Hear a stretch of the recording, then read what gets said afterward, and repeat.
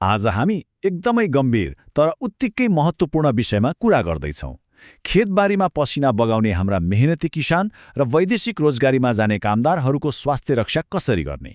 आजको यो प्रस्तुतिलाई एउटा व्यावहारिक सुरक्षा म्यानुअल अर्थात् रोकथाम पुस्तिकाको रूपमा तयार पारिएको छ। मुख्य कुरा रोग लागेपछि उपचार गर्ने होइन, रोग लाग्नै नदिने उपायहरूबारे हामी गहिरिएर बुझ्नेछौँ।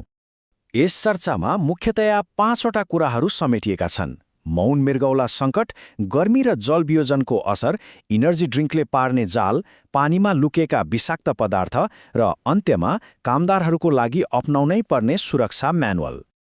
अब सुरु गरौँ पहिलो खण्डबाट, मौन मृगौला सङ्कट। यो साँच्चीकै नै एउटा अदृश्य खतरा हो। सुन्दा पत्यार नलाग्न सक्छ, तर तथ्याङ्क निकै डरलाग्दो छ। काठमाडौँका ठूला अस्पतालहरूमा डायलाइसिस वा मृगौला प्रत्यारोपण गराइरहेका बिरामीहरूमध्ये करिब 1/3 त युवाहरू नै छन्। विचार गरौँ त, कुनै सुगर वा प्रेसरको समस्या नभएका, वैदेशिक रोजगारबाट भर्खरै फर्केका एकदमै स्वस्थ युवाहरूको मृगौला एक्कासी कसरी फेल भइरहेको छ? यो आफैमा एउटा ठूलो प्रश्न हो। यसबारे गरिएको अध्ययनले एउटा स्पष्ट चित्र देखाउँछ।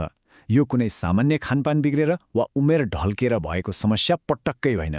वास्तवमा यो त काम गर्ने वातावरण र त्यहाँको चरम परिस्थितिले निम्त्याएको एउटा गम्भीर संरचनात्मक महामारी हो। चिकित्सा विज्ञानले यसलाई CKDU अर्थात् अज्ञात कारणले हुने दीर्घकालीन मृगौला रोग भन्छ। जब कुनै दीर्घरोगको इतिहास नभएको व्यक्तिमा मृगौलाको काम चटक्कै रोकिन्छ, डाक्टरहरू यही शब्द प्रयोग गर्छन्। कडा शारीरिक श्रम, उखरमाउलो गर्मी, पानीको कमी र कृषि रसायनहरूको भयानक मिश्रणले गर्दा नै यो अवस्था सृजना हुन्छ। अब दोस्रो खण्डमा जाउँ, अत्यधिक गर्मी र पसिनाले शरीरभित्र कसरी चोट पुर्याउँछ त? खाडी मुलुकको 45देखि 50 डिग्री सेल्सियसको घाममा लगातार काम गर्दा शरीरमा हुने जैविक प्रक्रिया एकदमै गम्भीर हुन्छ। शरीरमा पानीको मात्रा घटेपछि केन्द्रीय रक्तचाप जोगाउन मृगौलामा रगतको प्रवाह कम हुन थाल्छ। यसरी रगत नपुग्दा मृगौलाका साना तन्तुहरूमा सूक्ष्म घाउहरू बन्छन्। 1-2 दिन होइन, दिनहुँ यस्तो चक्र दोहोरिँदा मृगौला स्थायी रूपमै नष्ट हुन पुग्छ। यहाँनिर सहर र ग्रामीण भेगको जोखिम कसरी फरक छ भन्ने बुझ्न जरुरी छ। सहरमा वायु प्रदूषण वा फास्ट फुडको कुरा होला, तर गाउँघर र खेतबारीमा काम गर्नेहरूको लागि चर्को घाम, निरन्तर पानीको कमी र कीटनाशक औषधिको प्रत्यक्ष सम्पर्क नै सबैभन्दा ठूलो ज्यानमारा बनिरहेको छ। यी दुई नितान्त फरक परिस्थिति हुन्। हाम्रो तेस्रो विषय रहेको छ एनर्जी ड्रिङ्कको खतरनाक चाल। काम गर्दा के पिइन्छ भन्ने कुराले धेरै फरक पार्छ। खेतमा वा निर्माण कार्यमा 10देखि 12 घण्टासम्म काम गर्दा थकाइ मेटाउन धेरैले सस्तो एनर्जी ड्रिङ्क पिउने गरेको पाइन्छ। यो एउटा एकदमै घातक गल्ती हो। यस्ता पेय पदार्थमा हुने अत्यधिक चिनी र क्याफिनले रगतमा युरिक एसिडको मात्रा ह्वात्तै बढाइदिन्छ। यसले मृगौला बिग्रिने प्रक्रियालाई झनै मलजल गर्छ। साँच्चै भन्नुपर्दा यो एउटा अदृश्य पासो हो। त्यसैले यो भिन्नता स्पष्ट रूपमा बुझ्नै पर्छ। स्वास्थ्य कायम राख्न चिनीयुक्त रङ्गीन पेय पदार्थको साटो पूर्ण रूपमा शुद्ध पिउने पानीमा मात्र भर पर्नु सबैभन्दा सुरक्षित उपाय हो। पिउने पानीले मृगौलालाई गम्भीर चोटबाट जोगाउँछ, जबकि एनर्जी ड्रिङ्कले भित्रभित्रै क्षति पुर्याइरहेको हुन्छ। अब लागौँ चौथो खण्डतिर, पानीभित्रै लुकेका विषाक्त पदार्थहरू। यो एउटा गम्भीर वातावरणीय जोखिम हो। विशेष गरी नेपालको तराई र ग्रामीण भेगमा पिउने पानीको मुख्य स्रोत भनेकै कम गहिराई भएका ट्युबवेल वा चापाकल हुन्। तर समस्या के हो भने खेतबारीमा हालिएका खतरनाक कृषि रसायनहरू र मल सिधै रसाएर त्यही पानीमा मिसिन पुग्छन्। यसको मतलब पुरै परिवार दिनदिनै अलिअलि गर्दै विष पिइरहेको हुन्छ भन्दा फरक पर्दैन।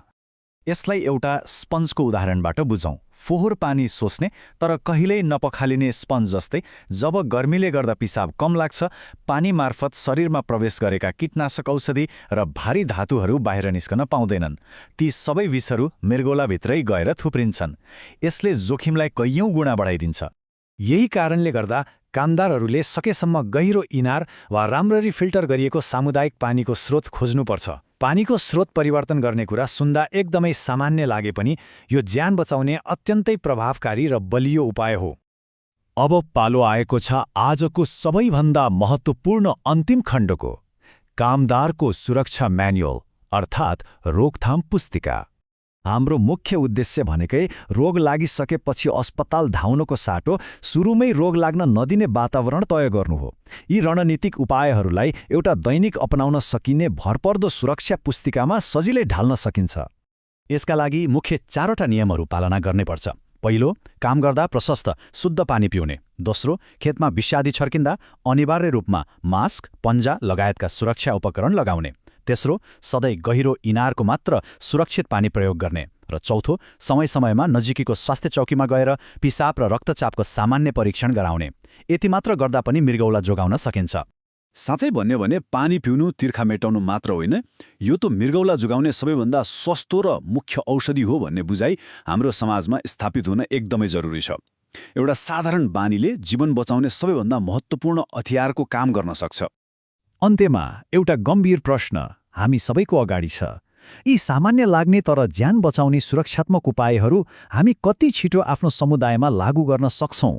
देशको अर्थतन्त्र र समाजलाई आफ्नै पसिनाले धानिरहेका कामदारहरूको सुरक्षा सुनिश्चित गर्नु आजको सबैभन्दा ठूलो आवश्यकता हो। यो रोकथामको सन्देश हरेक घर र खेतसम्म कसरी पुर्याउने? यो हामी सबैले गम्भीर रूपमा सोच्नै पर्ने विषय हो।